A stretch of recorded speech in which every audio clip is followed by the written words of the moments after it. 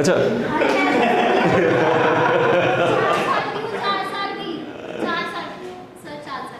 अच्छा आप माइनर हैं यार, कैमरे में बोल नहीं सकता है, प्लीज कैमरा स्पैन करके दिखा दो, नहीं ये भी अडल्ट है। तो हाय गाइस, कैसे हैं आप लोग? So good to see you, new faces है, वेरी न्यू फेस। आप थे पिछली बार शायद नहीं थे? अच्छा आप भी नहीं थे, new faces, so good to see you. बताइए, आई रिमेंबर यू डिस्टिंक्टिवली।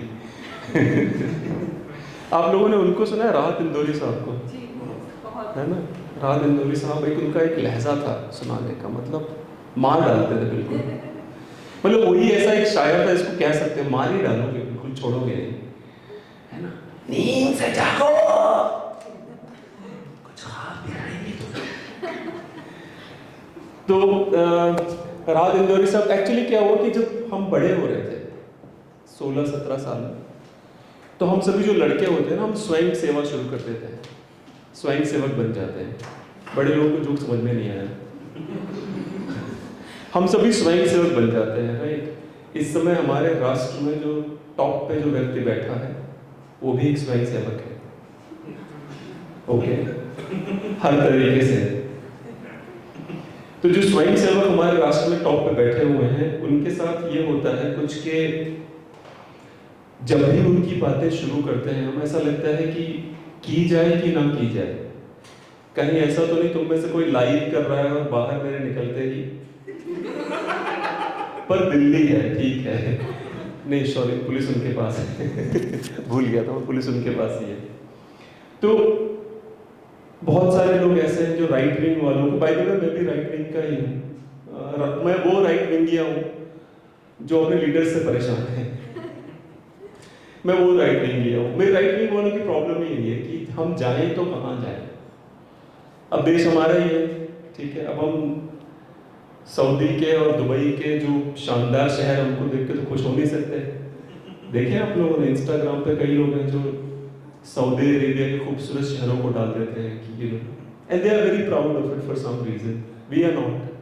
हमें तो अपने सड़कों के गड्ढे भरने हैं, क्योंकि हमने लीडरान ऐसे पैदा करें, हम अपने सड़कों के गड्ढे भरने पड़ते हैं। तो हमारे जो स्वयं सेवक है, उन्होंने एक बार क्या किया, उन्होंने एक सूट सिलवाया। उस सूट पे छोटा छोटा छोटा स्वयं सेवक स्वयं सेवक स्वयं सेवक स्वयं सेवक, याद है? किसी को नहीं याद है? याद है भाई? तो स्वयं सेवक लिखवा लिया उन्होंने। तो वो उसके बाद एक दूसरे व्यक्ति है, दूसरी तरफ है, उन्होंने कभी स्वयं सेवा नहीं करी, क्योंकि वो बचपन से अमीर है। मैं बाबा की बात कर रहा हूँ। उनको जरूरत नहीं पड़ी स्वयं सेवा की, वो मतलब वो अमीर लोग हैं। उनके पिताजी भारतीय जो जल सेना है उसमें छुट्टियां मनाते थे, तो इनको क्या जरूरत पड़ेगी स्वयं सेवा, इसलिए कभी स्वयं सेवक नहीं। संघ के बारे में बिल्कुल आइडिया नहीं है, तो स्वयं सेवक ये नहीं बने। पर इन्होंने बोला कि ये सूट बूट की सरकार है। कोई कहता है 11 लाख का सूट है, कोई कहता है 15 लाख का सूट है, बाबा बोले 2 करोड़ का सूट है, सूट बूट की सरकार है। मैं चला गया लंगड़ा आम खरीदने के लिए, आम का सीजन अभी भी गया है। मैंने पूछा भैया कैसे रुपए दे रहे हो लंगड़ा? आम चिल्ला के बोला, बॉस बीके, लंगड़ा नहीं दिव्यांग हूं मैं। मैंने आम उठा के नजदीक देखा तो उस पर डॉट डॉट डॉट पे लिखा हुआ था दिव्यांग दिव्यांग दिव्यांग। तो मुझे लगा ओहो सही जगह से आ रहा है ये। फिर मेरे दिमाग में एक आइडिया है कि मुझे ऐसा लगता था कि 70 साल से लेफ्ट और कम्युनिस्ट इस देश में लोगों को काट रहे हैं, और मुझे ऐसा लगा कि राइट विंग वालों ने उन्हीं से सीखा है। पिछले 8 साल से लेफ्ट के पास कोई तोड़ नहीं है। जो आदमी इस समय दिव्यांग बना रहा है सबको, उसका लेफ्ट के पास कोई तोड़ नहीं है पिछले 8 साल से, और उम्मीद भी नहीं है लेफ्ट को कि करेंगे क्या उसमें। वो लोग लगातार लगे हुए हैं उंगली करने में, पर उसने ऐसा सीखा है जंतर कि कोई समझ में ही नहीं आ रहा है कि करना क्या है इसके खिलाफ। उसके बाद क्या होता है कि जब आप बड़े हो रहे होते हो, ठीक है, जब मैं खुद बड़ा हो रहा था, तो मैंने पिछली बार बताया था आप सबको कि मेरे पिताजी जो थे वो सिक्योरिटी गार्ड थे। अब वो सिक्योरिटी गार्ड थे, तो क्या होता है कि सिक्योरिटी गार्ड, पता है ना, 12 घंटे की नौकरी होती है और 300 दिन जाना होता है, कोई छुट्टी नहीं होती सिक्योरिटी गार्ड को। ऊपर से सिक्योरिटी गार्ड को लोग पता नहीं क्यों डंडा करके रखते हैं, भैया टोपी नहीं पहनी, भैया ऐसे नहीं हुआ, भैया वैसे नहीं हुआ। मेरे पिताजी के पास उतना ही दिमाग है जितना एक उबले हुए आलू में होता है, ठीक है। मेरी माता जी इंटेलिजेंट है, इसलिए बचपन में मुझे बहुत मारती थी। मैं थोड़ा कमीना ज्यादा था, मतलब मेरे अंदर कमियां कम थी, कमी ना था मैं। तो मेरी माता जी मुझे, अच्छा मेरी माता जी मुझे ऐसे मारती, ऐसा नहीं कि चेस्ट पे ऐसे चढ़ के ऐसे दोनों पैर लगा के फिर दोनों हाथ पकड़ के फिर जैसे ही मैं 12 साल का हुआ तो मैंने निर्णय लिया कि अब मैं इस मात्र सत्ता के खिलाफ रेबेलियन बनूंगा। और उसके बाद जैसे मेरी मम्मी मुझे पीटने हाथ उठाया, मैं हाथ रखूं, मम्मी नहीं। मेरी मम्मी बोलती, अच्छा बेटा, so you think you are a man now, अब तुम मर्द बन गए असली। मैंने बोला हाँ मम्मी, ठीक है। और इसी जोश जोश में हमारे यहाँ पे, हम रेलवे कॉलोनी में रहते थे किराए पे, तो वहां पे कुछ दूर पे एक पावर हाउस था जो जानबूझ के अंग्रेजों ने थोड़ा दूर बनाया था कॉलोनी से, और हमें ना रेलवे ट्रैक आधे किलोमीटर क्रॉस करके उस पावर हाउस पे जाना पड़ता था। तो मैं चला गया जोश जोश में, 12 साल का था मैं, चौड़े में चला गया कि मम्मी से कौन पूछता है। और 4 घंटे बाद मैं लौट के आया। 4 घंटे बाद जब मैं घर में घुस रहा हूँ तो मेरी माँ फिर मुझे मारने के लिए उठी। मैं फिर ऐसे हाथ झटक, मम्मी। मम्मी ने बोला बेटा पापा आएंगे उनको बताना, आ जा बता दो देख लेंगे। अच्छा क्या बात है बेटा, पापा को भी बता दो, हाँ जिसको बोलना उसको बोलो, मुझे फर्क नहीं पड़ता। ऐसे बोल बोल के मैं उनसे लड़ता रहा। और जैसे ही धीरे धीरे शाम होती जा रही है, मेरे दिल की धड़कनें बढ़ती जा रही है। शाम होती जा रही, सोच रहा हूँ यार ज्यादा तो नहीं बोल गया, भैया जी के जोश में होश तो नहीं खो बैठे।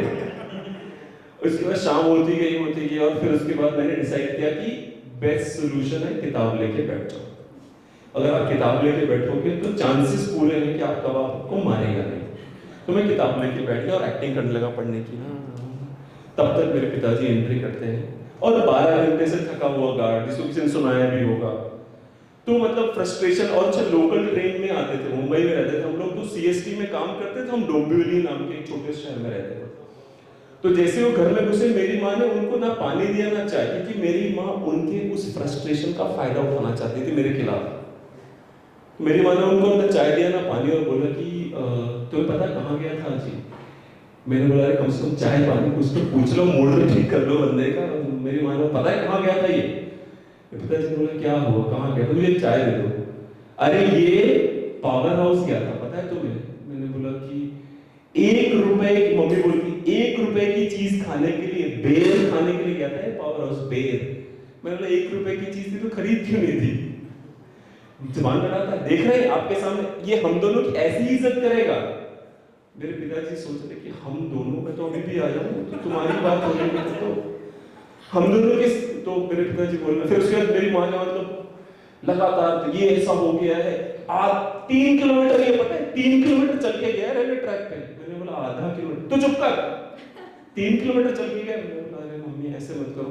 उसके बाद मेरे पिताजी ने बोला यार अगर मुझे चाय चाहिए तो मुझे तीसरी लेनी पड़ेगी। फिर उठ के आने किताब में, मैं मेरे पापा मुझे देख रहे, मैं उनको देख रहा हूँ, नजर नजरों मेरी उनसे बात कर। पापा बोला देख ब्रो, ये औरत चुप नहीं होगी, मुझे चाय नहीं मिलेगी जब तक मैं तुझे मार नहीं देता, क्योंकि आज ये ठान के बैठेगी तो तू मार जरूर खाएगा। आई एम सॉरी, अब मुझे तेरी लेनी पड़ी। फिर मैं जैसा कि पहले ही कहा, थोड़ी कम अकल वाले पापा, उन्होंने जूता उठाया और मारना चालू किया। एक जूता मेरे आंख पे पड़ गया और आंख से पानी आने लग गया।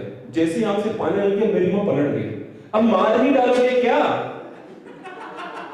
मेरा बाप कि मतलब मार ही डालोगे, मतलब अभी तो तू ही बोल रही थी मार इसको, अब मैं मार रहा हूं तब भी प्रॉब्लम।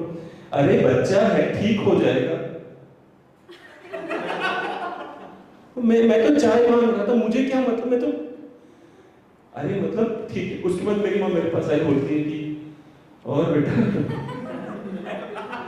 अगली बार नहीं जाएगा पावर हाउस से, अगली बार मुझसे बहस भी नहीं करेगा। और बेटा मैं बोला हाँ मम्मा सही कह रही हो, मैं तुमसे बहस भी नहीं करूंगा। उसके मेरी माँ ने बोला माँ हूं मैं तेरी साले। Thank you very much guys, मैं